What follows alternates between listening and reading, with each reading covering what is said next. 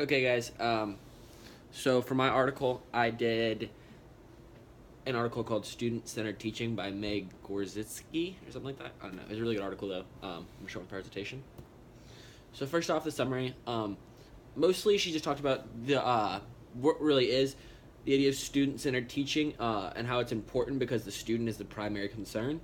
And she went into talking about how it has a positive impact on many other things other than like the classroom. Like it's very used in nursing a lot and other stuff like that, where it has positive effects. And then lastly, she just kind of talked about student-centered teaching is the best because it puts a lot of concern on that student and it's important for her. She believes.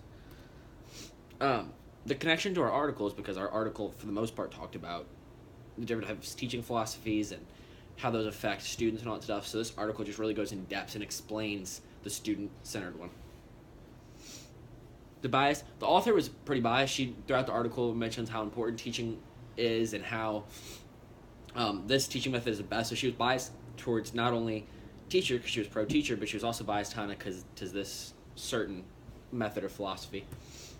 Why does it matter? I believe it's important because I believe for finding teachers, you should learn every type of teaching method and then dissect what your classroom needs, and then you're able to put that type of teaching method inside to it. So I believe it's important to know this one as well as all the others, but this one just breaks down this certain one a lot better.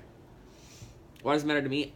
This article impacted me because I believe this is the teaching method I will use when I have my classroom for as much as I can, for as much as the classroom dictates, because if like I just said, if a classroom needs a certain type of teaching method, I want to be able to use that certain type of teaching method.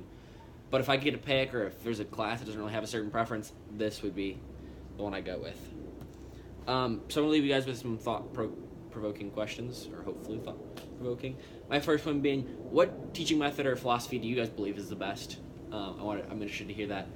Second being, do you think a teacher should stick with one, like we talked about, or I talked about, or do you think that it's best to use a couple and read the classroom first and then make a decision on what teaching philosophy you're going to use for that year, semester, whatever?